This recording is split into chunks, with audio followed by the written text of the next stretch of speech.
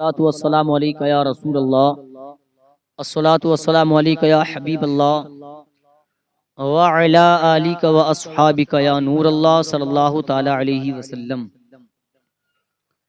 اعلی حضرت عظیم البرکت الشاہ امام احمد رضا فاضل بریلوی ارشاد فرماتے ہیں، کون دیتا ہے دینے کو منہ چاہیے، دینے والا ہے سچا ہمارا نبی۔ اور آگے ارشاد فرماتے ہیں، تیری نسل پاک میں ہے بچہ بچہ نور کا، تو ہے عین نور تیرا سب گھرانہ نور کا۔ پیارے دوستو، محرم شریف کا مہینہ قریب ہے اور اس مہینے میں ہمیں زیادہ سے زیادہ اللہ پاک کی عبادت کرنی چاہیے،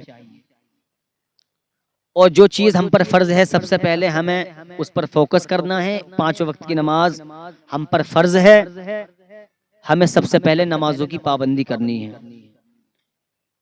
یوں ہی ہم پورے محرم کے مہینے میں ادھر ادھر گپ شپ میں باتوں میں گزار دیتے ہیں۔ ہمیں یہ چاہیے کہ ہم اپنے ہی گھر میں مل بانٹ کر، اگر گھر میں 5-6 بھائی بہن ہیں تو مل کر کے ایک قرآن شریف 10 دن میں پورا کر دیں، سب سے زیادہ آسانی۔ جس طرح ہم رمضان کے مہینے میں دل لگا کر کے، اپنی جان لگا کر کے قرآن کی تلاوت کرتے، اسی طرح اس مہینے میں بھی 10 دن میں، یعنی کہ 10 محرم سے پہلے ایک قرآن مجید کی پوری مکمل تلاوت کر لیں، تاکہ ہم اس کو تمام مسلمانوں کو ایصال ثواب بھی کر دیں، اور امام حسین کے لیے ہم یہ قرآن شریف پڑھ دیں۔ ہمیں یہ چاہیے کہ جس طرح سے ہم دل و جان سے رمضان کے مہینے میں قرآن کی تلاوت کرتے ہیں، ہمیں یہ چاہیے کہ ہم ان دنوں میں بھی محرم کے 10 دنوں میں ہمیں ایک قرآن کم سے کم پورا کر دینا چاہیے۔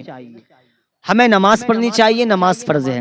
اچھا، اللہ کے نبی کی بارگاہ میں مولا علی رضی اللہ تعالیٰ تشریف فرماتے، ایک صحابی حاضر ہوئے، عرض کرتے ہیں، الصلاۃ والسلام علیکہ یا رسول اللہ، اے اللہ کے نبی، میں رمضان کے پورے روزے رکھتا ہوں، اس مہینے کے علاوہ میں کون سے مہینے میں روزے رکھوں؟ تو مدینے والے مصطفیٰ مسکرائے۔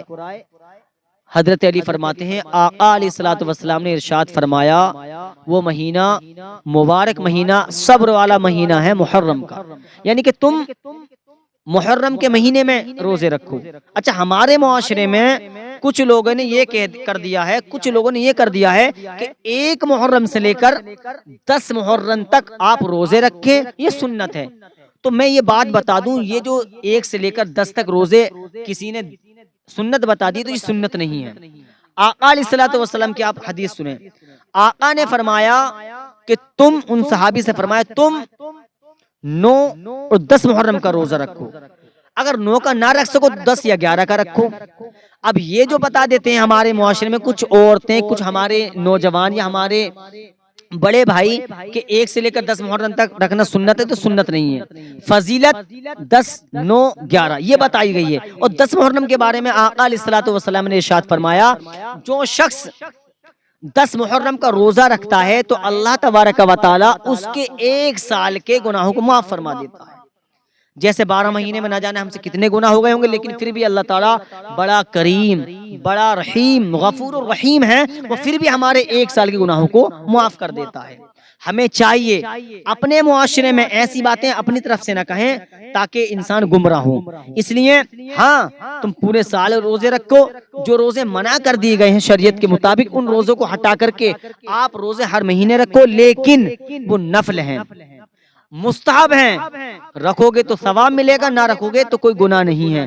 اس لیے اس روزے کی فضیلت یہ ہے، یا تو 9 محرم اور 10 محرم کا روزہ رکھیں، یا پھر 10 محرم اور 11 محرم کا روزہ رکھیں۔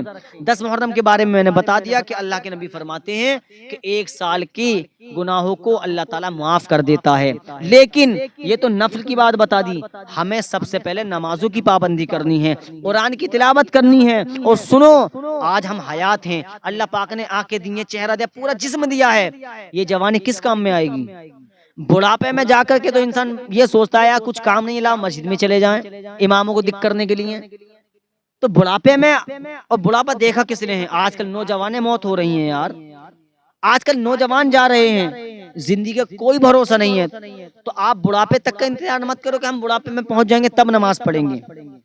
امام حسین کے بارے میں بتایا جاتا ہے کہ جب ان کمبختوں نے، یزیدیوں نے امام حسین رضی اللہ تعالیٰ کا سر قلم کر دیا، تو ان ظالموں نے، یزیدیوں نے نوک نیزہ پر میرے امام حسین رضی اللہ تعالیٰ کے سر کو بلند کیا تھا، لیکن آخری درس امام حسین رضی اللہ تعالیٰ اپنے چاہنے والوں کو یہ دے رہے تھے، اے میرے چاہنے والوں سنو سنو، جس کا سر کٹا نہیں ہے وہ سر نیچے ہے، اور جس کا سر کٹ گیا ہے وہ سر بلند ہے۔ لیکن علماء فرماتے ہیں امام حسین رضی اللہ عنہ کے لبوں پر، ان مبارک لبوں پر، امام حسین کے لبوں پر قرآن کی تلاوت موجود تھی۔ تو ہمیں چاہیے کہ رمضان کے مہینے میں جس طرح ہم فوکس کر کے محبت کے ساتھ قرآن کی تلاوت کرتے ہیں، اسی طرح ہم محرم شریف کے مہینے میں بھی قرآن کی زیادہ سے زیادہ تلاوت کریں، نماز کی پابندی کریں۔ یہی سب سے بڑی دلیل ہے کہ تم واقعی پکے حسینی ہو، اور واقعی وہ پکا حسینی وہ ہے جو 5 وقت کی نماز پڑھتا ہے، قرآن کی تلاوت کرتا ہے۔ اللہ پاک ہم سب کو اس پر عمل کرنے کی توفیق عطا فرمائے۔